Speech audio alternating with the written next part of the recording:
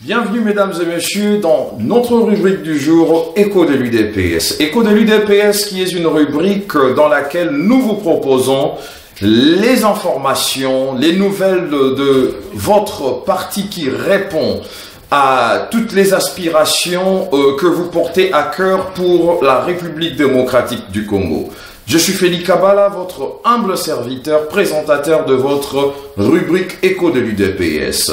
Mesdames et messieurs, comme vous le savez, l'actualité politique en République démocratique du Congo continue et reste dominée par la politique. La politique et plus précisément l'opposition. L'opposition, plus précisément l'UDPS. Et l'UDPS dans la profondeur et plus clairement M.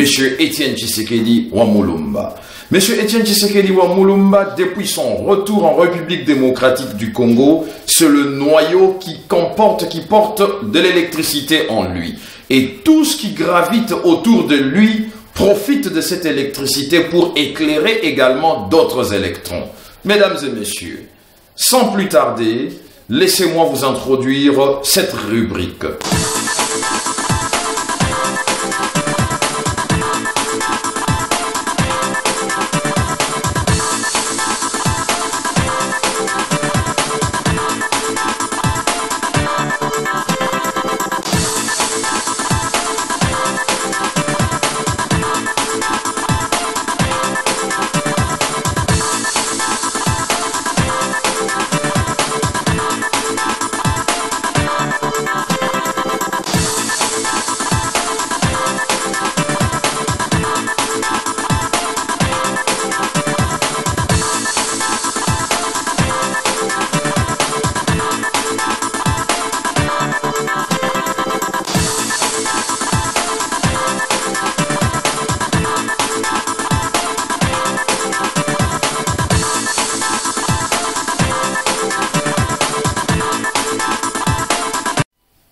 Comme je le disais dans l'introduction, l'actualité politique est dominée par le retour de Étienne Tshisekedi en République démocratique du Congo. Mais soyons plus clairs, honnêtes et logiques.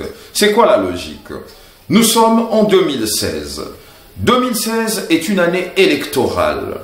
2016 est une année dans laquelle le peuple congolais, à la fin de cette année, au mois de décembre, doit assister.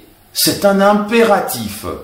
Doit assister à une alternance au pouvoir pour la toute première fois. Ce n'est pas le peuple congolais qui le dit, ce n'est pas moi qui le dis, c'est la Constitution de la République démocratique du Congo. Mais il y a un problème, il y a un caillou dans la chaussure de l'évolution du processus électoral de la République démocratique du Congo. Nous avons des pièges devant ce processus, devant ce grand projet qui doit se réaliser, qu'on appelle l'alternance en 2016. Mesdames et messieurs, qui est ce piège? Quel est ce piège et qui est celui qui représente ces pièges? Celui qui représente ces pièges, c'est un individu et son système. M. Kabila et son système, ceux qui l'entourent. 2016 doit en principe avoir deux élections. 2016, en principe, doit avoir ce qu'on appelle la remise aux reprises d'un président sortant et un président entrant.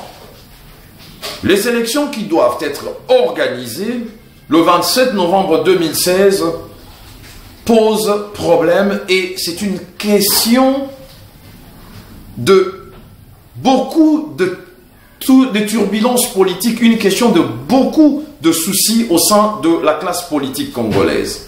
Pourquoi beaucoup de problèmes au sein de cette classe politique congolaise? Parce que nous avons un groupe de gens qui veulent se cramponner au pouvoir tout en violant le prescrit de la Constitution de la République. La Constitution dit une chose.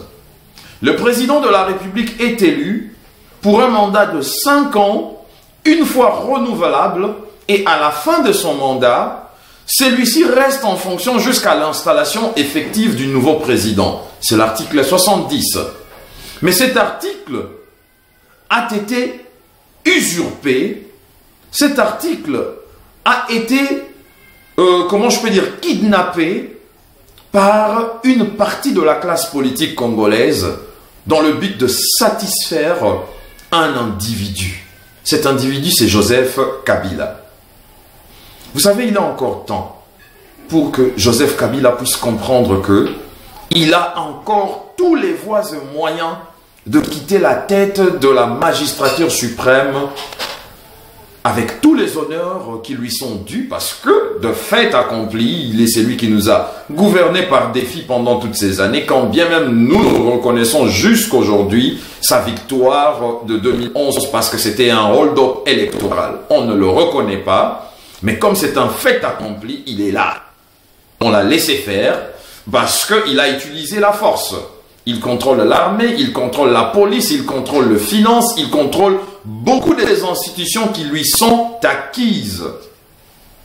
Donc, vous devez comprendre qu'il y a beaucoup de paramètres qui ont été mis en place, mis en évidence pour voir M. Kabila se cramponner au pouvoir au-delà du mandat qui lui a été prescrit par la Constitution.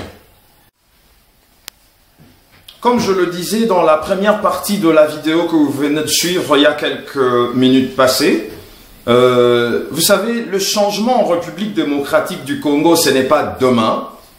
Le changement en République démocratique du Congo a été raté hier, mais les changements en République démocratique du Congo, c'est maintenant.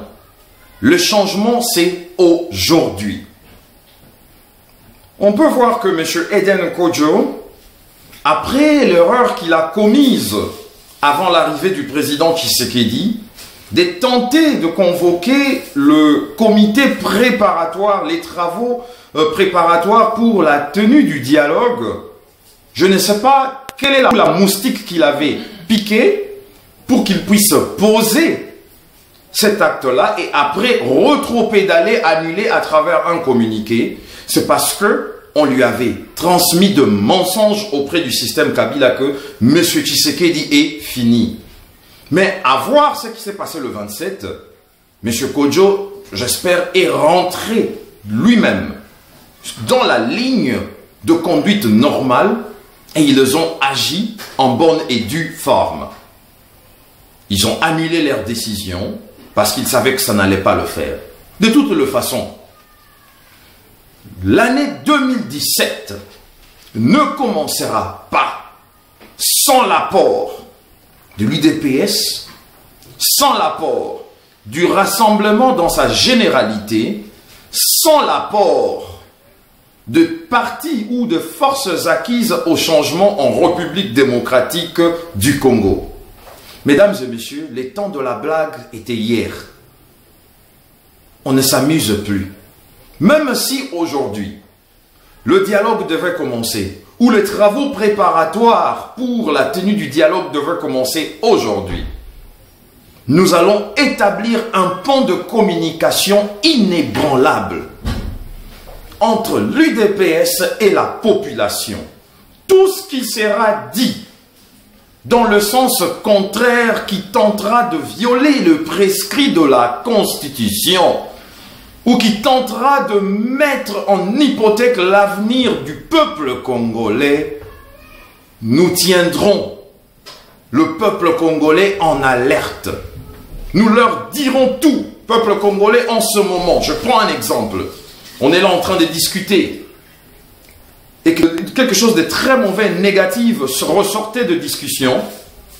Nous tiendrons en alerte le peuple congolais pour leur dire, écoutez, le camp d'en face nous dit ça, ça, ça. Nous avions dit non. Tenez-vous debout comme un seul homme et dites non à cela. Nous, cette fois-ci, nous n'allons plus laisser le peuple à l'écart. Vous dites quelque chose de mauvais, on dit non en face de vous et on demande au peuple de dire également non. Et lorsque vous verrez la pression de ce peuple à l'extérieur du site dans lequel tous ces assises seront organisées, vous allez demander à Joseph Kabila de quitter le pouvoir calmement. Ça, nous vous le garantissons.